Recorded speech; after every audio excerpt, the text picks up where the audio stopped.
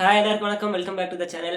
எவனோ ஒருத்தன் 2026 ஃபுல்லாக வீடியோவாக போட்டு கன்சிஸ்டன்சியாக இருக்க போகிறேன்னு சொன்னேன். அவ்வளோதான் நானும் தேடிட்டு இருக்கேன். இன்னைக்கு கிடைக்கல. உண்மையாக சொன்னால் 35 நாள் ஆச்சுன்னு நினைக்கிறேன். இப்போ நான் கடைசியாக வீடியோ போட்டு இப்போ ரெக்கார்ட் பண்ணும்போது 35 நாள். எடிட் பண்ணி வரும்போது எத்தனை நாள் ஆக போகுதுன்னு தெரியல.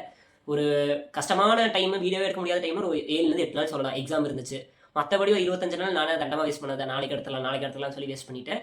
சரி, நான் என்னது எப்போ போன தடவை வந்து கொஞ்சம் ஒரு மாதம் இதே மாதிரி பிரேக் இருக்கும்போது லைஃப் அப்டேட்னு சொல்லி ஒரு வீடியோ போட்டேன். அதுக்கு பார்ட் 2 பார்ட் 3 வரவே கூடாதுன்னு நினச்சேன். எனக்கு பார்ட் 2 வந்துருச்சு. ஸோ என்னோட இந்த ஒரு மாதத்தில் என்ன சேஞ்ச் ஆகிடுச்சு சொல்லி தான் பார்க்க போகிறோம். ஆல்ரெடி சொன்ன மாதிரி இந்த உலகம் என்னை நம்பி ஓட போகிறது இல்லை, என்னை தாண்டி நிறைய விஷயங்கள் மாறப்போகுது. அதில் வந்து முக்கியமாக எதெல்லாம் பற்றி பேச போகிறோம்னா, எனக்கு பிடிச்சது ஒன்று சினிமா, அப்புறம் வந்து ஸ்போர்ட்ஸ், அப்புறம் நம்ம எல்லாத்துக்கும் தெரிஞ்சுக்க வேண்டிய பாலிடிக்ஸ். இது மூணுலேயும் என்ன சேஞ்ச் ஆகிருந்தா பார்க்க போகிறோம். அது தவிர ஏதாச்சும் ஒரு பிட்டான நியூஸ் இருந்தாலும் அதையும் பார்ப்போம். வாங்க ஆரம்பிக்கலாம்.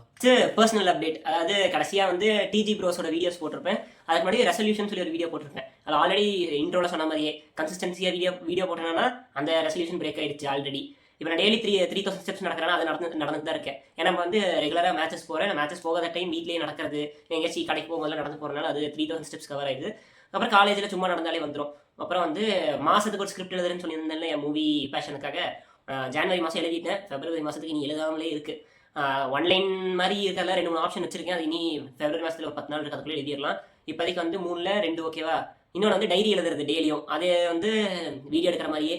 ஃபெப்ரவரி 2-3 முடியும் கரெக்டாக எழுதியிருந்தேன். அப்புறம் நடுவில் ஒரு 10 நாள் பிரேக் வந்துச்சு. கரெக்டாக ஃபெப்ரவரி 15லேருந்து மறுபடியும் ரெசியூம் பண்ணி எழுதிட்டு இருக்கேன். அது ஓரளவுக்கு ஓகே. ஒரு 10 நாள் நம்ம வந்து பொழைச்சி போட்டு ஃபஸ்ட் டைம் டைரி எழுதுறது, ஆனால் அதை விட்டுலாம். இதுக்கு நடுவில் வந்து இந்த ஃபெப்ரவரி 14 கேர்ள் ஃப்ரெண்டு பாய் ஃப்ரெண்ட் விஷயம்லாம் போயிருக்கும். அந்த ரெசல்யூஷன் எடுத்திருந்தேன். அது எப்பவும் போல அடுத்த வருஷம் பார்த்துக்கலாம். அது மாதிரி ஆயிடுச்சு. ஏன்னா எதுவும் செட் ஆகிற மாதிரி இல்லை. நம்மளும் யாருக்கு பிடிக்கிறதில்ல, அவங்களுக்கு நம்மளுக்கு பிடிக்கிறதில்ல. நான் அந்த ரெசல்யூஷன் வேஸ்ட்டாக போயிடுச்சு. அதை தவிர மீதி என் காலேஜ் லைஃப் என்ன நடந்துச்சுன்னு சொல்லி பார்ப்போம். இப்போ இந்த 2 மாதத்துல எனக்கு மெயினாக நடந்தது வந்து இந்த 1.5 மாதத்துல வந்து நல்லா புசுன்னு ஃபங்கு விட்டுருந்தேன். அதை வெட்டிட்டு இப்போ அடுத்த தடவை வெட்ட நிலைமைக்கே முடிவு வந்துருச்சு. ஆண்குட்டி மாதிரி இப்படி கையை வச்சு துள்ளிக்கிட்டு இருந்துச்சு. இப்போ வந்து எடுக்கிறதுக்கு கொஞ்சம் தான் இருக்குது. இப்போவே வீட்லேயும் சரி காலேஜ்லேயும் சரி சில பேர் முடி வெட்ட சொல்கிறாங்க. இந்த முடியல இப்போ என்னதான் பிரச்சனை இருக்குன்னு தெரியல. ஏன்னா லைட்டாக அடங்க மாட்டான், கொம்பு மாதிரி தூக்கிக்கும். அதை தவிர்த்து பார்த்தா காலேஜில் நிறைய ஈவெண்ட் இருக்குது. தெரியுதோ இல்லையா, பேர் கொடுத்துட்டு ஓடி வாங்கிட்டு போய் பார்ட்டிசிபேட் பண்ணுறது. Maximum first round second round ஈஸியாக இருக்கும். அதை தாண்டாக கஷ்டமாக இருக்குது. இதுக்கடுத்து வந்து எங்களுக்கு வந்து ரொம்ப முக்கியமான ஈவெண்ட்டான 2 ஈவெண்ட் இப்போ தொடர்ந்து நடக்க போகுது. இந்த வாரம், அதாவது இந்த வாரம் இப்போ எந்த டேட் ரெக்கார்ட் பண்ணிட்டு இருக்கேன், 21 ஃபெப்ரவரி வந்து ரெக்கார்ட் பண்ணிட்டு இருக்கேன். அடுத்த வீக் ஃப்ரைடே சாட்டர்டே வந்து T10 இருக்குது. அதாவது 10 over cricket match, tennis match தான். ஆல்ரெடி ஒரு 2 நாள் ப்ராக்டிஸ் போயிருக்கோம். இனி இந்த வீக் வந்து ப்ராக்டிஸ் போயிட்டு அது போய் பார்ட்டிசிபேட் பண்ணணும். அதை தவிர்த்து வந்து மார்ச் ஸ்டார்டிங் வந்து எங்களுக்கு வந்து டான்ஸ் காம்படிஷன் இருக்குது, ஆஃப் பீட்டு. அதில் வந்து பேர் கொடுத்துருக்கேன். ஓரளவுக்கு ஆட வருதுனால அதில் பேர் கொடுத்துருக்கேன். இனி அதுக்கும் இப்போ தான் ஒரு ஃப்ளோர் புக் பண்ணியிருக்கோம். அங்கேயும் போய் ப்ராக்டிஸ் பண்ணணும். காலையில் டான்ஸு, மதியானம் கிரிக்கெட்னு சொல்லி மாற்றி ரொட்டீன் பண்ண ஒரு 10 நாளைக்கு ரொட்டீன் மாதிரி இருக்கும். காலையில் போய் டான்ஸ் ஆடுறது, ஈவினிங் வந்து கிரிக்கெட் ப்ராக்டிஸ் பண்ணுற மாதிரி அப்படியே மாறி இருக்குது. அப்புறம் அதை தவிர்த்து பார்த்தா காலேஜ் வந்து ஒரு வாரத்துக்கு போகிற மாதிரி பிளானே இல்லை. நமக்கு ஓடி கிடச்சிரும்னு ஒரு நம்பிக்கையில் சுற்றிட்டு இருக்கேன். சில பேர் சொன்னாங்க ஓடி வாங்கிக்கலான்ட்டு, அந்த நம்பிக்கையில் இருக்கேன். அதை தவிர்த்து பார்த்தா காலேஜில் வந்து ஃபஸ்ட் செமஸ்டர் கம்பேர் பண்ணும்போது செகண்ட் செமஸ்டர் கொஞ்சம் லீவ் எடுக்கும் ஆரம்பிச்சிட்டேன். அது பிரச்சனை இல்லை. நமக்கு அட்டனன்ஸ் வந்து 80% மேலே இருந்தால் போதும். ஒரு 3-4 மார்க் வந்துடும் அதில் அப்படியே. அப்புறம் இந்த மிட் இன்டர்னல் எக்ஸாம் வந்துச்சு. அதில் ஒரு 7 நாள் வீடியோ எடுக்க முடியல. அதில் எல்லாம் டீசெண்டான ஸ்கோர். தமிழில் மட்டும் நம்மளுக்கு வந்து கொஞ்சம் வீக்காக இருக்கும்னு பார்த்தா ரொம்பவே வீக்காக இருக்கும். மீதி எல்லாமே 75 வந்து 55 மேலே வந்துருச்சு. தமிழ் மட்டும் 45ல் தொங்கிட்டு இருக்கு. அதை எப்படியாச்சும் கொஞ்சம் புஷ் பண்ணி அதையோ 55 மேலே கொண்டு வந்துட்டோம்னா செமஸ்டரில் பயப்பட தேவையில்லை. ஓரளவுக்கு ரீசனபிளான மார்க் வந்துடும். அப்புறம் கிரிக்கெட் அடிக்கடி ரெசல்யூஷன் இது சொல்லியிருந்தேன், கிரிக்கெட் வந்து அடிக்கடி மேட்ச் நடக்கணுன்ட்டு. இந்த தடவை பார்த்தீங்கன்னா கொஞ்சம் பரவாயில்ல. ஒரு வாரம் விட்டு போகிற மாதிரி இருக்குது. இந்த எக்ஸாம் டைம் 2 வாரம் போகல, அதை விட்டுருங்க. அதை தவிர்த்து பார்த்தா ஒரு வாரம் மேட்ச் இருக்குது, ஒரு வாரம் 11 இல்லாமல் மேட்ச் விளாட முடியாமல் போயிருது. இல்லை வந்து என்னோட காரணம் இல்லை, டீம்லேயே 11 செட் ஆகாதனால வராதனால ஒரு பிரச்சனையாக இருக்குது. இப்போதைக்கு 3 மேட்ச் விளாண்டுருந்தா 3த்துலேயும் விக்கெட் எடுத்ததுனால ஓரளவுக்கு நல்ல ரேட்டில் போயிட்டுருக்கு. அது வந்து நம்மளுக்கு வந்து ரெட் பால், கார்க் பால், அதனால தான் அது வந்து இடுப்புக்கு மேலே ஏறது அதிசயம் ஸ்பின் போடும்போது. இங்கே என்னன்னா இடுப்புக்கு மேலே ரெட் டென்னிஸ் மேட்ச், இப்போ காலேஜில் நடக்க போகிறது ரெட் டென்னிஸ் மேட்சா, சும்மா தூக்கி போட்டு நல்லா லூப்பாக போட்டாலும் சரி, ஃபுல் லென்த்தில் போட்டாலும் சரி, இடுப்பு கிட்ட இல்லை வந்து நல்லா ஃப்ரீ ஃப்ளோவாக அடிக்கிற லென்த்தில் தான் விழுகுது. அதனால் என்ன பண்ணிட்டாங்க, டீம் மெம்பர்ஸ் வந்து ஃபாஸ்ட் போலிங் ஓரளவுக்கு நல்லா தான் போடுறேன், நீ அதையே போட்டுட்டாங்க. ஃபாஸ்ட் போலிங் என்ன பிரச்சனை, இங்கெல்லாம் வலிக்குது. எப்படா போடுறீங்க, 4 ஓவர் தொடர்ந்துலாம் எப்படி போடுறாங்கன்னு தெரியல. ஏன்னா ஸ்பின் வந்து அழகாக தூக்கி நல்லா கைக்கு வேலை கம்மி. ஃபாஸ்ட் போலிங்னா இழுத்து போட வேண்டியதாக இருக்குது. அதுலேயும் ஃபுல் டாஸ் போச்சுன்னா ஈஸியாக அடிச்சாங்க. வருத்தமாக இருக்குது. அவ்வளோ தூரம் ஓடி வந்து போடுறேன், ஈஸியாக 4-6 அடிக்கிறியான்னு தோணுது. ஜெயிச்சிருவோம்னு நினைக்கிறேன் சில மேட்சஸ். ஆனால் வந்து நிறைய வேறு கோர்ஸில் இருக்கிற பசங்களாம் வந்து ரொம்ப ப்ரொஃபஷனலாக வளர்கிற பிளேயர்ஸில் இருக்காங்கன்னு சொல்லி சொன்னாங்க. அதனால் ஒரு டஃப் கொடுக்கலான்னு இருக்கும். லைஃப்பில் இதுக்கு மேலே சொல்கிறதுக்கு எனக்கு என்னன்னு தெரியல. இது பெருசாக நடந்த மாதிரி தெரியல. ஏன்னா போனதோட போகும்போது கரெக்டாக பார்த்தா ஸ்கூல்லேருந்து காலேஜ் லைஃப்பில் போனாலும் சில சேஞ்சஸ் தெரிஞ்சிச்சு. காலேஜ் போனதுக்கு அது ஒரு ரொட்டீனாக ஆயிடுச்சு. காலேஜ் போகிறது, ஈவெண்ட்டில் கலந்துக்கிறது, ஜெயிக்கிறோமோ தோக்கிறோமோ அதை விட்டுட்டு ஒரு 2 பீரியட் அதை ஓடிடும். அப்புறம் மீதி பீரியட் அட்டன் பண்ணிட்டு இல்லை எப்போவாச்சும் வெளியே போயிட்டு அப்புறம் வீட்டுக்கு வர மாதிரி அது ரொட்டீன் மாதிரி ஆயிடுச்சு. அதனால இன்ட்ரெஸ்டிங்காக வருது நடக்கல. இப்போ நெக்ஸ்ட் கேட்டகரியாக நம்ம ஸ்போர்ட்ஸை பார்ப்போம், அங்கே என்ன நடந்திருக்கு. மெயினாக நம்ம கிரிக்கெட்னு பார்த்தா இப்போ நமக்கு ஆஹா ஓஹோன்ட்டு வேர்ல்டு கப் இல்லாத T20 வேர்ல்டு கப் போயிட்டு இருக்கு. இதில் வந்து நமக்கு தெரியும் இந்த டீம் தான் பர்ஃபார்ம் பண்ண போகுதுன்ட்டு. ஒரே ஒரு சேஞ்ச் என்னன்னா ஆஸ்திரேலியா கங்காரு ஓட விட்டுட்டானுங்க. அது பதிலாக ஜிம்பாவே குவாலிஃபை ஆயிட்டாங்க. பார்த்தா ஜிம்பாவே வந்து அந்த குரூப்பில் வந்து அன்பீட்டனாக போயிருக்காங்க. ஸ்ரீலங்காவே கடைசி மேட்ச் தோக்கடிச்சாங்கன்னு நினைக்கிறேன் அவங்க கிரௌண்ட்லேயே. ஆஸ்திரேலியா வெளியே போயிடுச்சு, அது கொஞ்சம் கவலையாக தான் இருக்குது. பரவாயில்ல. இப்போ வந்து சூப்பர் 8 வரப்போகுது. அதில் இன்றைக்கி நான் கரெக்டாக ரெக்கார்ட் பண்ணுற டைம் வந்து நியூசிலாண்டும் பாகிஸ்தான் மேட்சும் பேசிட்டு இருப்பாங்கன்னு நினைக்கிறேன். இப்போ தான் அந்த ப்ரெசன்டேஷன் போயிட்டு இருக்கும், ப்ரீ மேட்ச் ப்ரெசன்டேஷன் போயிட்டு இருக்கும். அதில் இப்படியே எனக்கு தெரிஞ்சு நியூசிலாந்து ஜெயிக்க வாய்ப்பு இருக்குது. ஆனால் வந்து பாகிஸ்தானில் வந்து உஸ்மான் தாரிக் வந்து ஒரு கேஸ் ஆச்சு இந்த கை மடக்கி போடுறாங்கன்ட்டு. ஆனால் அதுக்கு ஆல்ரெடி ஒரு எக்ஸ்ப்ளனேஷன் வீடியோ வேறு போட்டிருக்காங்க.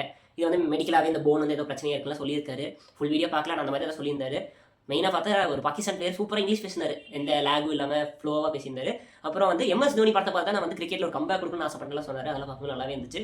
இப்போ ஆல்ரெடி வந்து சில கேசஸ் பார்த்துருக்கோம். நம்ம முத்தையா மொழிதன் 800 விக்கெட் எடுத்தார்ல, அவருக்குமே இந்த பயாலஜிக்கலாகவே இவ்வளோ தூரம் மறக்க முடியும். அதனால பவுலிங் வந்து லைட்டாக சக்கார மாதிரி தான் இருக்கும். ஆனால் அவரை வந்து நம்ம ஃப்ரீயாக விட்டுறோம், அவர் கரெக்டாக பவுலிங் போடுறாருன்னு சொல்லி விட்டுருந்தாங்க. இவருமே இத்தனை வருஷமாக விளையாண்டு அதை எனக்கு பாகிஸ்தானுக்கு இப்போதான் என்ட்ரி கொடுத்துருக்காரு. முன்னாடி இந்த பிரீமியர் லீக்ல நிறைய தடவை இப்போ நின்று சைடில் கொத்து போடுற பவுலிங்ல போட்டிருக்காரு. அப்போல்லாம் எதுவும் இல்லாத இப்போ டக்குன்னு அது காரணம் என்னன்னு தெரியல. வேர்ல்டு கப் நிறையா இருக்கலாம். நிறைய ஃபாரின் பிளேயர்ஸ்ல இப்போ தான் ஃபர்ஸ்ட் டைம் விளையாடுவாங்க இந்த கேமரான் கிரீன் மாதிரி ஆட்கள்லாம். அதனால வந்து இப்படி ஆக்ஷன் பண்ணிட்டு இருந்தாங்க. கேமரான் கிரீன் எனக்கு சரியான கோவம். எல்லா மேட்சும் சான்ஸ் கொடுத்துட்டானுங்க, ஒரு பர்ஃபார்மன்ஸ் பண்ணல. பாவம் KKR எத்தனையோ கோடி கொடுத்து எடுத்து வச்சிருக்கானுங்க. கரெக்டாக IPL வரும்போது பர்ஃபார்ம் பண்ணிக்குவான்னு நினைக்கிறேன். அப்புறம் 10 ரனுக்கு இன்ஜுரின்னு பார்த்தேன். அதை தவிர பார்த்தா CSK அப்டேட்னு பார்த்தா டேய் நீ IPL ஆரம்பிக்கிறதுக்கு சில நாட்கள் இருக்குடா, அதுக்குள்ளே என்ன எடிட்டாக போட்டுட்டீங்க. ஒன்று வந்து ஜடேஜா ரெய்னா எடிட்டு நம்ம டீமில் அப்படி இருந்த லெஜன்ஸ் இப்போ போயிட்டாங்கன்னு சொல்லி ஒன்று. இன்னொரு பக்கம் பார்த்தா ஃபுல்லாக Dhoni this is my last season சொல்லிட்டு அவங்களே எடிட் போட்டுருக்காங்க. அதுலேயும் மெயினாக வந்து I am getting volt, I am going to retire, please use another Idol question mark போட்டு மறுபடியும் நோ நெவர் சொல்லிட்டு தோனியோட எட்டில் போட்டுருக்காங்க. ஒரு மாதம் இருக்குடா, அதுக்குள்ளே எமோஷனல் ஆக்க விடாதீங்க. அப்புறம் வந்து இப்போ ரூமர்ஸ் போயிட்டு இருந்துச்சு இந்த சென்னை மேட்சஸ் வந்து ராஞ்சிக்கு ஷிஃப்ட் ஆயிடுச்சுட்டு. இப்போ மறுபடியும் நேற்று ஏதோ போஸ்ட் பார்த்துருந்தேன், இது நம்ம காசி தாத்தா வந்து ராஞ்சிக்கெலாம் போகாது, நம்ம வந்து சென்னையில் தான் எல்லா மேட்சும் நடக்கிற மாதிரி ஏதோ பேசி சொல்லியிருப்பார் போல், அதை போட்டிருந்தாங்க. அப்புறம் நான் ஆல்ரெடி ப்ரெடிக்ட் பண்ணியிருந்தேன் பார்த்தீங்களா, இந்த சஞ்சு சாம்சன் இஷான் கிஷான் 2 பற்றி ஆடுவீங்க இந்த நியூசிலாந்து சீரீஸில், அதில் யார் நல்லா பர்ஃபார்ம் பண்ணுறாங்களோ அவனை எடுத்து உள்ள போடுதுன்னு சொன்னா சஞ்சு அந்த சீரீஸ் கொஞ்சம் சொதப்பிட்டாரு. இஷான் கிஷான் கரெக்டாக ஒரு சின்ன இடத்த கொடுத்தது அது பிடிச்சி மேலே ஏறிட்டான். அதனால இப்போ வந்து வேர்ல்டு கப்பில் அது ஒரு நல்லதாக போச்சு பார்த்தீங்களா. இப்போ வந்து சஞ்சு அபிஷேக் மட்டும் தான் ஆட வைக்க போகிறோம், அதனால இஷான் கிஷான் வந்து சும்மா சப்ஸ்டியூட்டாக இருக்குன்னு சொல்லிட்டு இருந்தாங்கன்னா இப்போ வந்து சஞ்சுவும் ஃபார்மில் இல்லை, அபிஷேக்கும் ஃபார்மில் இல்லாத நிலைமையில ஏதாச்சும் ஒரு மேட்ச் மாட்டிருப்போம். இந்த USA மேட்ச் இஷானே அடிக்கலாம்னு நினைக்கிறேன். ஆனால் வந்து ஏதாச்சும் ஒரு மேட்ச் மாட்டியிருந்தா இப்போ பாகிஸ்தான் கிட்ட தோத்துருந்தாலாம் என்ன இருக்கும் அதெல்லாம் பார்க்கணும்ல. அவ்வளோதான் கிரிக்கெட் அப்டேட், அவ்வளோதான். இந்தியா வந்து மேக்ஸிமம் ஜெயிக்கிற வாய்ப்பு இருக்குது. ஆனால் I am rooting for south Africa, ஏன்னா ஆஸ்திரேலியா போகல.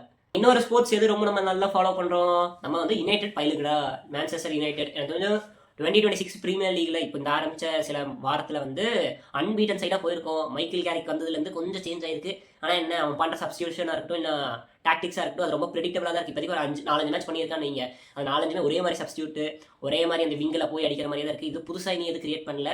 ஆனால் வந்து நிறைய பிளேயர்ஸ் வந்து வேர்ல்டு கப் சீசன்னாலேயே என்னன்னு தெரில இன்ஜுரி ஆகாமல் கரெக்டாக விளையாண்டுருக்காங்க. அது எப்படி தான் தெரியல. லூக்ஷாலாம் விளையாண்டு சில வருஷங்கள் ஆச்சு இந்த மாதிரி எல்லா மேட்சும் விளையாண்டு, பரவாயில்ல பார்க்க நல்லாவே இருக்குது. இப்போ நான் 4th இடத்துல இருக்கலாம். அதை தவிர்த்து பார்த்தா நம்ம ஆர்சனல், பாவன்டா நானே ஒரு யுனைடெட் ஃபேன், நீங்கள் ஜெயிச்சா பரவாயில்லன்னு தோண வச்சிருச்சு. இந்த ஒரு 4 வருஷமாக நான் பார்த்துட்டு இருக்கேன் நீங்கள் பிரீமியர் லீக் அளவுக்கு.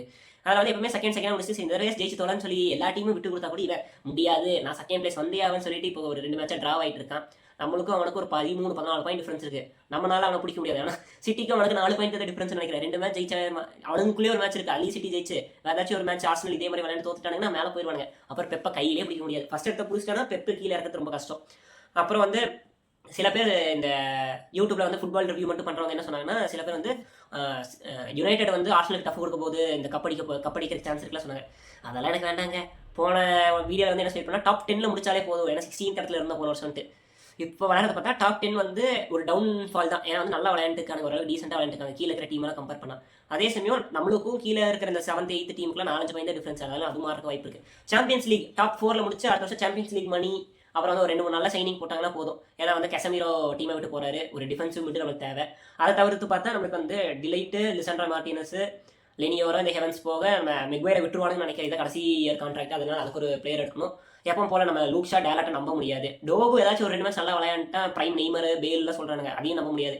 இந்த 3 பேர்த்து பிளேயரை தாண்டி ஒரு நல்ல பிளேயர் எடுத்தா நூனோ மெண்டஸ் வந்தால் சூப்பராக இருக்கும். சரி, அது அடுத்தது நம்ம யுனைடெடுக்குன்னு ஒரு வீடியோ போடுவோம், சிஎஸ்கேக்குன்னு ஒரு வீடியோ போடுவோம், அப்போ பேசிக்கலாம். மூவிஸ் படி பார்த்தா, சினிமா கேட்டகரியில் பார்த்தா என் பர்சனலாக பார்த்தது வந்து ஒரு 4-5 படம் பார்த்துட்டேன், புது படம். அது போக ஒரு பிளாக் அண்ட் ஒயிட் 57 ரிலீஸ் ஆக படம் நினைக்கிறேன், 12 Angry Men. ஒரு 1.5 மணி நேரம் படத்தை எவ்வளோ அழகாக பண்ணியிருக்காங்க. அது தனியாகவே நம்ம வீடியோ போடலாம், அவ்வளோ எனக்கு பிடிச்சிருந்துச்சு. 111 எப்படி 0-12 மாறுதுன்னு சொல்லி சூப்பராக காமிச்சிருந்தாங்க. சரி அப்படி சொல்லக்கூடாது, 11-1 எப்படி 0-12 மாறுதுன்னு சொல்லி சூப்பராக சொல்லியிருப்பாங்க. அதுவும் நான் சில பேர்த்தோட வேற ரிவ்யூலாம் பார்த்துட்டு படம் பார்த்து முடிச்சு எனக்கு இது ஒரு பழக்கம் இருக்குது. யாராச்சும் நல்ல ரிவ்யூ பண்ணியிருந்தேன், ஏதாச்சும் ஒரு நல்ல ரிவ்யூவர் வந்து அந்த வீடியோ அந்த படத்துக்காக பேசியிருந்தாங்க, அதை பண்ணி பார்க்குறது. அதில் சிலலாம் பார்த்துட்டு அந்த காலத்துலேயே இப்படி யோசிச்சிருக்காங்க ஒரு மனுஷன் அப்படின்னு இருந்துச்சு. அது ரொம்ப சூப்பராக இருந்துச்சு. அப்புறம் 2026 ரிலீஸ் ஆன சில படங்கள் பார்த்தேன். இப்போ அதை தவிர்த்து பார்த்தா அப்டேட்டு இன்னும் இந்த உலகத்தில் என்ன நடக்குதுன்னு பார்த்தா ஜனநாயகன் வருமா இல்லையான்னு சொல்லிட்டு தெரியல. டேட்டை சொன்னானுங்க, ஜனநாயகன் ஃபெப்நாயகனாக வருது, Feb 20 ரிலீஸ் ஆகலை, Feb 20 தாண்டி போயிட்டு இருக்கோம். Feb 27 சில பேர் சொல்லிட்டு இருந்தாங்க. விஜய் படம் வருதுன்னு சொன்னாங்க, எந்த படம்னு சொல்லலை. இப்போ பார்த்தா அது வந்து தெரியாமா. அது போக வந்து குருவி படம் ரீரிலீஸ் இருக்குன்றானுங்க, பைரவ படம் ரீரிலீஸ் இருக்கானுங்க, காமெடிக்கா என்னன்னு தெரியல. நான் ரீரிலீஸாக இப்போ அடிச்சுட்டு இருக்கானுங்க. வேலண்டைன்ஸ் டேலேருந்து இப்போவே ஒரு 5-6 படம் ரீரிலீஸ் ஆயிடுச்சு போல. இந்த பிரேமம் அந்த மாதிரி மௌனம் பேசியதே அதெல்லாம் வந்துச்சு. 3FM போல தெலுங்குல மட்டும் ரிலீஸ் ஆச்சுன்னு நினைக்கிறேன். அப்புறம் கில்லி ரீ-ரிலீஸ் ஆயிருக்கு. மங்காத்தாலா வெளிநாடு துணிங்கன்னு ஒரு படம் 2 வருஷத்துக்கு முன்னாடி வந்துச்சு, அதோட ரீரிலீஸ் ஆச்சு. இந்த மாதிரி ஒரு 5-6 படம் சூதுகவும் அதெல்லாம் ரீரிலீஸ் ஆச்சு. எதுக்கு ரிலீஸ் ஆகுதுன்னு தெரியல. ஆனால் எல்லாரும் கில்லி ரீரிலீஸ், சச்சின் ரீரிலீஸ், மங்காத்தா ரீரிலீஸ்ன்னு இருக்கும்போது ஒரு பையன் மட்டும் காசை வந்து அயன் பட ரீலீஸ்க்காக வெயிட் பண்ணிட்டு இருக்கான். அதுவும் 27 வருதுன்னாங்க, 27க்காக வெயிட் பண்ணிட்டு இருக்கேன். சார் நீ யார என்கிட்ட பேசுறது, இதோட வேல்யூ தெரியுமா உனக்கு? அந்த மாதிரி டைலாக்லாம் பெரிய ஸ்க்ரீனில் போய் பார்க்கணும்னு சொல்லிட்டு வெயிட் பண்ணிட்டு இருக்கேன் ஒருத்தன். அவன் ப்ளூ சட்டையை போட்டு உட்காந்துட்டு இருக்கான். அப்புறம் வந்து இப்போ வர மார்ச் மாதம் வந்து எந்த டேட்டுன்னு தெரியல, மார்ச் 13 19 ஏதோ ரொம்ப கொடூரமான நாள் போல். நிறைய படம், பெரிய படமாக இருக்கட்டும், லோ பட்ஜெட் ஓரளவுக்கு டீசெண்டாக இருக்க போகிற படமும் ரிலீஸ் ஆக போகுதுன்னு நினைக்கிறேன். ஒன்று வந்து துரந்தர் பார்ட் 2. பார்ட் 1 வந்து என்னதான் 3.5 மணி நேரம் இருந்தாலுமே நல்லா ஓடி நல்லா சம்பாதிச்சிருச்சு. பார்ட் 2 வந்து நிறைய பேர் எக்ஸ்பெக்டேஷன் வச்சுட்டாங்க. ரெண்டாவது வந்து எனக்கு டாக்ஸிக் கிளிம்ஸ் வீடியோ ஸ்டார்டிங் போட்டாங்களா, அது பிடிக்கல. அது டாக்ஸிக் படமும் அதுதான் ரிலீஸ் ஆகுது நினைக்கிறேன். இந்தியா டீசர் பார்க்கல. அதை தவிர்த்து பார்த்தா இப்போ எல்ஐகே வேறு அந்த டேட் ஜாயின் ஆயிருக்குன்னு சொல்லியிருக்காங்க. அப்புறம் வந்து நம்ம கென்னோட படம் யூத், அந்த முட்டைக்கலக்கி சாங், அந்த படமும் வருதுன்னு சொல்லியிருக்காங்க. மார்ச் 19 நினைக்கிறேன், 19 13 ஏதோ ஒரு டேட். அது நீங்களே பார்த்து கமெண்ட்ஸில் சொல்லிடுங்க. இப்போ கரெக்டாக ரெக்கார்ட் பண்ணுற இன்றைக்கி வந்து ஒரு பெரிய அப்டேட் வந்துருக்கு சினிமாவில். வந்து அது தமிழ் படமாக இருந்தாலுமே வேர்ல்டு லெவலில் ஒரு பெரிய அப்டேட்டு. 40 வருஷம் கழிச்சு ரீயூனியன் நினைக்கிறேன். ஆல்ரெடி வந்து நம்ம கமல் சார் ப்ரொடக்ஷனில், சிபி சக்கரவர்த்தி டேரக்ஷனில் ரஜினி சார் நடிக்கிற மாதிரி இருந்துச்சு. இப்போ வந்து நெல்சனோட டேரக்ஷனில் 2 பேருமே நடிக்கிற மாதிரி ஒரு படத்துக்கு ப்ரோமோ விட்டுருந்தாங்க. அது பேர் நீ ரிலீஸ் ஆகாதனால தெரியல. 2த்துலேயும் காமன் என்னன்னா நம்ம வந்து அனிருத்தா மியூசிக், அதனால் ஒரே மாதிரி இல்லாமல் இருந்துச்சுன்னா சரி. இந்த ப்ரோமோ ஷூட்டிங்கில் வந்து எனக்கு தெரிஞ்ச முடியும் ரஜினி சாருக்கு வந்து ஜெயிலர் 2க்கு அடுத்து வர அந்த லுக்கில் அப்படியே லைட்டாக வந்துருப்பாருன்னு தோணுது. நம்ம ஆண்டவர் கொடுத்ததுல தான் வந்து எனக்கு லைட்டாக பிக் பாஸில் வர லுக்கு வந்துட்டு போச்சு. அது மட்டும் கொஞ்சம் சேஞ்ச் பண்ணியிருக்கலாம்னு எனக்கு தோணுச்சு. அதை தவிர பார்த்தா நம்ம வந்து இவங்க 2 பேர்த்துக்கும் மேலே ஒருத்தர் இருக்காரு. அதாவது வந்து நம்ம ப்ரொடக்ஷன் ரெட் ஜெயண்ட், சிவப்பு சாத்தான்கள் மாதிரி இவங்க ரெட் ஜெயண்ட் ப்ரொடக்ஷன் தான் பண்ணுது. அடி போட்டாங்க இந்த உதயநிதின்ட்டு. அதை எல்லாமே அவங்க கைக்குள்ளே தான் இருக்குது, வேறு என்ன. அப்புறம் வந்து ப்ரோமோவில் மெயினாக என்னென்னா யார் ஹீரோன்னு இது முடி சொல்லலை. அதே மாதிரி 2 பேருமே பேசிக்கவே இல்லை. நிறைய பேர் இப்போ எடுத்தோடனே சொல்கிறது வந்து 2 பேர் வந்து ஃப்ரெண்ட்ஸாக தான் இருந்தாங்க, அப்புறம் பிரிஞ்சு போயிட்டாங்க. அது வந்து இந்த ப்ரோமோலேயே பேசாதனால ஏதோ கருத்து வேறுபாடு இருக்குன்னு சொல்லி நெல்சன் சிம்பாலிக்காக காமிக்கிறாருலாம் சொல்லியிருந்தாங்க. அந்த அளவுக்குலாம் இந்த போக வேண்டாம். எனக்கு என்னென்னா ஒரு ரஜினி பியூர் அண்ட் பியூராக வில்லன் நடிச்சிட்டு, ஆண்டவர் வந்து அந்த இன்டெலெக்சுவல் வரைக்கும் மூளை யூஸ் பண்ணுற ஹீரோ வந்து இன்னும் நல்லா இருக்கும்னு தோணுது. ஆனால் மேக்ஸிமம் அப்படி பண்ணுறது கஷ்டம். இவங்க 2 பேருக்கும் ஒரே மாதிரி ஸ்க்ரீன் டைமும் தரணும். மினிமம் 3 ஹார்ஸ் வந்துடும் படம். இப்போது துரந்தர் படம் 3 ஹார்ஸ் ஹிட் ஆன மாதிரி இதுவும் 3 ஹார்ஸ் கிட்ட வந்துடும். நிறைய பேர் வந்து இப்போது இதுதான் சொல்லுவாங்க, ஸ்டோரி நல்லா இல்லைனாலுமே படம் ஓடிருன்ட்டு. அது என்னமோ உண்மைதான். ஸ்டோரி நல்லா இல்லைனாலுமே இவங்க இத்தனை வருஷம் 40 வருஷம் கழிச்சு நடிக்கிறதுலேயே ஓடிடும் படம். சேலரி வைஸ் எல்லாம் பார்த்தா கூட 500 crores கிட்ட 500 crores வந்து சேலரிக்கே போயிடும் நினைக்கிறேன். நம்ம டேரக்டரு, மியூசிக் டேரக்டரு, நம்ம ஆக்டர்ஸ் எல்லாத்தையும் சேர்த்து 500 crores வந்துடும். அதை தாண்டி பார்த்தா ப்ரொடக்ஷனுக்குன்னு வந்து போடணும் படத்தில். ஏன்னா வந்து ரொம்ப இவங்களை மட்டும் ஃபோக்கஸ் பண்ணிட்டு படத்தில் குவாலிட்டி இல்லைனாலும் அடிப்பாங்க. அதுக்கும் கொஞ்சம் காசு போடணும். 2 ப்ரொடக்ஷனால தான் பண்ண முடியும். ஒன்று ரெட் ஜெயண்ட், இன்னும் சன் நெட்வொர்க். அது இதில் ரெட் ஜெயண்ட்லாம் பண்ணுறதுனால அதுக்கு பிரச்சனை இல்லை. ப்ராஃபிட் இருக்கணும்னா நம்ம வந்து அந்த first Tamil movie to cross 1000 crore வந்தால் தான் ப்ராஃபிட் கேட்டகரியில் வரக்கு நிறைய வாய்ப்பு இருக்குது. அதான் இந்த படம் வந்து நிறைய வந்து நம்ம எப்படி சொல்கிறது, ஒரு 1960s 1970s இருக்கிறவங்களே இப்போ குழந்தையா மாறிட்டு அவங்க 60 வயசுலேயும் 70 வயசுலேயும் தியேட்டரில் வந்து சட்டை கழட்டிட்டு விசில் அடிக்கிற சம்பவம் நடக்கிறதுக்கு நிறைய வாய்ப்பு இருக்குது. ஏன்னா வந்து 2 பேரும் ஒரே ஸ்க்ரீனில் நடிக்க போகிறாங்க. எப்படி படம் வரும்னு சொல்லி எல்லாரும் வெயிட் பண்ணிட்டு இருக்காங்க. ஆனால் வந்து ப்ரோமோ வந்து இன்னும் ஷூட்டிங் எதுவுமே ஸ்டார்ட் ஆகலாம், வந்து ரொம்ப ஏர்லியாக விட்டுட்டாங்க. நம்மளை கியூரியாசிட்டி ஏற்றி விட்றாங்களா. சரி, ஜெயிலர் 2 அடுத்து அதோட அப்டேட்டில் நிறைய வர வாய்ப்பு இருக்குது. அதுக்கு பார்ப்போம். ஆர்டிக்கல் நியூஸ் பார்த்துடலாம். எதனால இப்போ கொஞ்சம் கச்சன்னு இருக்குன்னா, இந்த மாதிரி லைஃப் அப்டேட் வீடியோலாம் வந்து ஸ்கிரிப்டடாக இருக்காது, ஆல்ரெடி நான் யோசிச்சு வச்சது மாதிரி பேசியிருக்க மாட்டேன். இதெல்லாம் எனக்கு பாயிண்டாக தோணுது, இதெல்லாம் நான் என்னோட ஃபீடுலையோ நான் ஸ்டோரிலையோ பார்க்குறேன், அதை பேஸ் பண்ணி தான் இருக்கும். அப்புறம் மெயினாக இந்த ஸ்போர்ட்ஸ் நியூஸ்ல வந்து ஒன்று சொல்ல பார்த்துட்டேன். பிக் பேஷ் வந்து ஃபர்ஸ்ட் மேட்ச் வந்து நம்ம சென்னையில் நடத்துற பிளான் வச்சிருக்காங்க. ஆனால் இனி டிஎன்சிஏ கூட அப்ரூவல் கொடுத்துருச்சு, பிசிசிஐ தரலன்னு சொல்றாங்க. அது வந்துச்சுன்னா நல்லா இருக்கும். ஆனால் ஒரு மேட்ச்க்காக டிராவல் பண்ணிட்டு இங்கே வந்து மறுபடியும் போவாங்களான்னா லைட்டாக டவுட்டாக இருக்கு. வந்தால் சூப்பராக இருக்கும். இந்தியன் மார்க்கெட்டை வந்து இந்த SA20 நல்லாவே பிடிச்சிருச்சு. ஆனால் வந்து பிக் பேஷ் வந்து இருக்கிற நிறைய பேர் இனி பார்க்கல. அது இங்கே ஒரு 2 மேட்ச் நடந்துச்சுன்னா அது நல்லா பூம் ஆகும். இப்போ வந்து நம்ம ஒரு டர்ட்டி கேமான பொலிட்டிக்கல் கேமுக்குள்ள போகலாம். இந்த பாலிடிக்ஸ் வந்து எல்லாருமே வந்து ஒரு சாக்கடைன்னு சொல்லுவாங்க. அது வந்து அபாட்டமாக தெரியுது. ஏன்னா வந்து இப்போ சில நாட்களாக ஒரு 4-5 வருஷமா பவுன்ட்டு டிஎம்கேவை கத்தனவங்க எல்லாம் இப்போ வந்து சொல்லுங்க எஜமான்னு சொல்லிட்டு அங்கே போய் நின்றுட்டு இருக்காங்க. அதாவது ஜெயிக்க முடியாதுன்னு தெரிஞ்சிருச்சு. இப்போ வந்து விஜயே வந்து இல்லை ஏடிஎம்கேவே ரொம்ப சுப்பீரியராக நல்ல விஷயங்கள் பண்ணால் கூட இப்போதைக்கு டிஎம்கே அளவுக்கு வராது. ஏன்னா வந்து அவங்க வந்து இப்போ மகளிர் எல்லாத்துக்குமே ஏதோ ஒரு திட்டம்னு சொல்லிட்டு இந்த 5000 ரூபா கொடுத்துருக்காங்க. அதனால நிறைய பேர் வந்து மறுபடியும் டிஎம்கே ஓட்டு போட ரெடி ஆகிட்டாங்க. அப்புறம் வந்து எப்பவும் போல வந்து எலெக்ஷனுக்கு ஒரு 6 மாதத்துக்கு முன்னாடி தான் இந்த நல்ல ரோடு போடுறது, கரண்ட்ல லைட்டை போடுறது அதெல்லாம் பண்ணுவாங்க.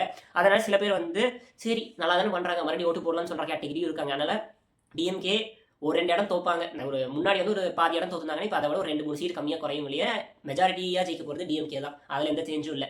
இப்போ வந்து அதுதான் டிஎம்கே ஜெயிக்க போகிறான்னு தெரிஞ்சிட்டோன்னே சில எதிரி கட்சிகளுக்கு வந்து கூட்டணி சேர்ந்துட்டாங்க. அதனால தான் ரொம்ப கவலையாக இருக்குது. அதில் மெயினாக ஒன்று வந்து நம்ம விஜயகாந்த் சாரோட இப்போ உள்ள இறந்தார்ல அவங்களோட கட்சி, அவர் வந்து இந்த டிஎம்கேவாக இருக்கட்டும் ஏடிஎம்கேவாக இருக்கட்டும் 2 பேர்த்துக்குமே எதிராக இருந்துட்டு ஒரு வாய்ஸாக இருந்தார். அவர் இறந்ததுக்கு இப்போ அவங்க கட்சியிலே மறுபடி போய் சேரும் போது ஓரளவுக்கு தான் இருக்குது. இதில் வேற அவர் வந்து அந்த அவரோட பையன் நினைக்கிற விஜயகாந்தோட பையன் வந்து நான் உங்களோட சீனியர் விஜய் அண்ணா, நான் உங்களுக்கு அட்வைஸ் பண்ணுறேன், அவங்களுக்கு சப்போர்ட் பண்ணுறாங்க, உங்கள் படத்துக்காக சப்போர்ட் பண்ணுறாங்கன்னு சொல்லிட்டு சேஞ்ச் ஆகாதுன்னு சொல்லிட்டு இவங்களே ஒரு பெரிய சேஞ்ச் ஆயிருக்காங்க. அதுலேயும் மெயினாக என்னன்னா நம்ம இப்போ நிறைய பேர் என்ன எடிட் பண்ணிட்டு இருக்காங்கன்னா வடிவேல் இருக்கார்ல, கரெக்டாக விஜயகாந்த் வந்து புது கட்சி ஆரம்பிச்சு நான் வந்து சிஎம் ஆக போகிற மாதிரி ஏதோ பேசியிருப்பார் போல, அதை கலாய்ச்சி போட்டிருந்தாரு பாஸ்ட்ல. அப்போ வந்து 2 பேரும் எதிரியாக இருந்தாங்க. இப்போ பார்த்தா விஜயகாந்தோட பையனாக இருக்கட்டும் ஒய்ஃபாக இருக்கட்டும் வடிவேல் கூட உட்காந்துட்டு இருக்கிற மாதிரி ஃபோட்டோலாம் போட்டுட்டு பாவம் விஜயகாந்த் எவ்வளோ நல்லது பண்ணியிருக்காரு, இப்போ உங்களால் எல்லாம் வேஸ்ட்டாக போச்சு மாதிரிலாம் சொல்லி போட்டிருந்தாங்க. இன்னொன்று நம்ம வந்து சைடில் பவுடர் தடவிருப்பாரே, அதாவது வந்து எடப்பாடிக்கு ஆப்போசிட்டாக இருந்த பன்னீர்செல்வம், அவரோட கட்சியும் இப்போ வந்து டிஎம்கே கூட சேர்ந்துருக்கு. என்ன பண்ண போகிறாங்களோ. ஆனால் இத்தனை வருஷம் ஏடிஎம்கேல இருந்துட்டு டிஎம்கே ஒரு அது இதுன்னு சொல்லிட்டு இப்போ சீட்டு அங்கே கிடைக்கல, இங்கே இருந்தால் அட்லீஸ்ட் ஒரு சீட்டு கிடைக்கணும்னு ஓடி வந்துட்டாங்க. இதே தான் கமல்ஹாசனுக்கு சொல்லுவேன். எனக்கு ஒரே ரிக்வெஸ்ட், விஜய் வந்து தோத்தாலும் அந்த ஸ்டாண்ட்ஸ் மாறாமல் பிஜேபியாக இருக்கட்டும் டிஎம்கேவாக இருக்கட்டும் எதிரின்னு சொல்லிட்டு அதில் ஜாயின் ஆகாமலேயே போனால் சந்தோஷம். மறுபடியும் ஆக்டிங்க்கு வந்தாலும் நான் டிசப்பாயிண்ட் ஆயிடுவேன். இந்த கமல் மாதிரி 2-3 கால் வச்சுட்டு இந்த சைடு போகிறனால நான் நடிகனும் இல்லை, இந்த சைடு போகிறனால நான் பொலிட்டிஷியனும் இல்லை, அந்த மாதிரி இல்லாமல் இருந்தால் சரி. பாலிடிக்ஸ்னால் ஃபுல்லாக பாலிடிக்ஸில் இறங்குறது தப்பு இல்லை. அப்புறம் வந்து இப்போ வந்து விஜய் வந்து அந்த அன்ஃபார்ச்சுனேட்டாக ஒரு 40 மெம்பர்ஸ் இறந்ததுக்கு சில நாள்லாம் வந்து யாருமே அந்த பார்ட்டிக்காக வந்து பொலிட்டிக்கல் பார்ட்டிக்காக எங்கேயோ போகக்கூடாதுன்னு சொன்னாங்க. அது இப்போ விட்டுட்டாங்கன்னு நினைக்கிறேன். நிறைய இடத்துல இப்போ அவர் போய் பேசிட்டு தான் இருக்காரு. அப்புறம் விசில் கட்சி வந்து நம்ம டிவிகே கட்சிக்கு வந்து விசில் வந்து சிம்பிளாக கொடுத்துருக்காங்க. அதை பார்த்து எனக்கு சிரிப்பாக இருக்குது. டிஎம்கே என்னடா இவ்வளோ இறங்கிட்டீங்க, விஜய் எப்படியோ மெஜாரிட்டி ஜெயிக்க போகிறதுல ஒரு கொஞ்சம் இடம் தான் ஜெயிக்க போகிறாங்க, அதுக்கே இவ்வளோ பயம் வந்து எனக்கு தோணுது. இந்த சிஎஸ்கே மேட்சை போய் விசில் யூஸ் பண்ணக்கூடாதுன்னு ஒரு வீடியோ பார்த்தா அதெல்லாம் எப்படி மேட்சில் போனால் கிரிக்கெட் வேறு பாலிடிக்ஸ் வேறு, கிரிக்கெட் வேறு இந்த கவர்மெண்ட் வேறு, அது புரிஞ்சிக்கவே முடியாது. இந்தியா பாகிஸ்தான் மேட்ச் வந்தாலும் இதுதான் ஹேண்ட் செக் பண்ணுறதுல உனக்கு என்ன குறைச்சுன்னு தெரியல, இந்தியன் பிளேயர்ஸாக இருக்கட்டும் பாகிஸ்தான் பிளேயர்ஸாக இருக்கட்டும். ஏன்னா வந்து நீ வந்து எப்படியோ வந்து ஃபைனல்ஸில் வந்துட்டு நான் வந்து நான் மேட்ச் விளாட போகிறதுன்னு சொல்லி சொல்ல போகிறல, நீ லீக் மேட்ச்லேயே விட மாட்டேற, இதில் வேறு கை கொடுக்க மாட்டாங்களாமா. அப்புறம் வந்து இதுக்கு முன்னாடிலாம் அந்த என்ன விராட் கோலி ரோஹித் சர்மா கேப்டன்சில இருக்கும்போது மாற்றி மாற்றி கிஃப்ட் கொடுத்துட்டு கை கொடுத்துக்கிட்டு கட்டி பிடிச்சதுல சந்தோஷமா இருந்தாங்க. இப்போ என்ன மூஞ்சியை முறைச்சிட்டு இருக்காங்க. அதே மாதிரி இங்கே வந்து விசில் அடிக்கூடாதுன்ட்டு, ஆனால் ஈஸியாக போய் விசில் அடிக்கலாம், அது பிரச்சனை இல்லை. அப்புறம் வந்து ஏதோ ஒரு குப்பைக்காரங்க வந்து எப்பவுமே வந்து வீடு முன்னாடி வந்தால் விசில் அடிச்சு கூப்பிடுவாங்க போல, நான் வந்துட்டேங்க குப்பை போடுவாங்கன்ட்டு. ஆனால் டிஎம்கேலேருந்து ஒருத்தர் என்ன பண்ணியிருக்காருன்னா இனிமேல் விசில் அடிக்கூடாது, மைக்ரோஃபோனில் தான் பேசணும்னு சொல்லிட்டு மைக்ரோஃபோனில் கிஃப்ட் கொடுத்துருந்தாரு. ஆனால் பரவாயில்ல, டிஎம்கே ஒரு கட்சியை பார்த்து இப்போ ஏடிஎம்கே தாண்டி ஒரு கட்சியை பார்த்து பயப்படுதுன்னா பரவாயில்ல. கேம் வந்து லைட்டாக டிவைட் ஆகும். ஆனால் வந்து அன்ஃபார்ச்சுனேட்லி எனக்கு தெரிஞ்சபடி மறுபடியும் நம்ம குடும்ப ஸ்டான்கள் தான் மறுபடியும் வர போகிறாங்க. சீமான் கட்சியை பற்றி நான் எனக்கு பேசுறதுக்கு விருப்பம் இல்லை. அது தவிர பார்த்தா இப்போ நம்ம வந்து இந்த எப்ஸ்டெயின் ஃபைல்ஸ் ஒன்று நடந்துச்சு. அதனால வந்து வேர்ல்டு பொலிட்டிக்ஸே ஒரு கந்தரகோலமாக கிடக்குது. பணக்காரனான எலான் மஸ்க், பில் கேட்ஸ், பொலிட்டிஷியனான ட்ரம்ப் மாதிரி ஆட்கள்லாம் மாட்டியிருக்காங்க. இதில் வந்து நம்ம மோடிஜி பேர் வேறு வந்ததுக்கு எல்லாரும் அதை அவரை போட்டு அடிச்சுட்டு இருந்தாங்க.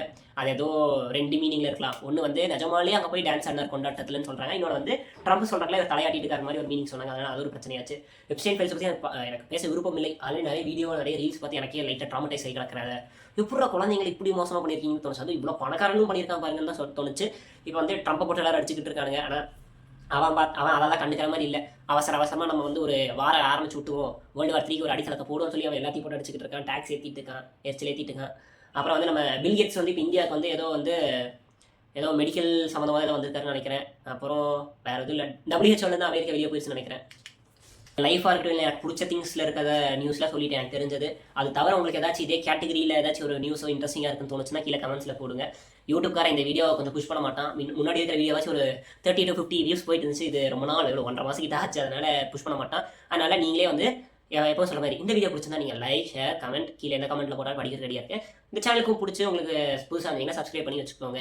இதுக்கடுத்து வீடியோ கன்சிஸ்டன்சியாக வருதோ இல்லையோ நான் ஷார்ட்ஸ் ஆச்சு போட பார்க்குறேன், வீடியோஸ் வந்து போடுறேன். ஏன்னா வந்து நம்ம தமிழ்நாடு எலெக்ஷன்ஸ்னால எக்ஸாம்ஸும் கொஞ்சம் சீக்கிரமாக முடிக்கணும்னு சொல்லிட்டு எங்கள் காலேஜ் ஒரு முடிவு பண்ணியிருக்கு. ஒரு அற்புதமான முடிவு. அதனால் லைனாக இனிமேல் MCQ எக்ஸாம், மாடல் எக்ஸாம், அப்புறம் வந்து கடைசியில் வந்து செமஸ்டர் வந்துடும். நடுவில் எப்பயாச்சும் ஸ்க்ரூட்டினைஸ் ஏதாச்சும் ஒரு டேட் சூஸ் பண்ணி 10 நாளைக்கு ஒரு வீடியோ போட பார்க்குறேன். அதுக்காக நல்ல நல்ல ஷார்ட்ஸும் போட பார்க்குறேன். அடுத்த வீடியோ பார்க்கலாம். பாய்.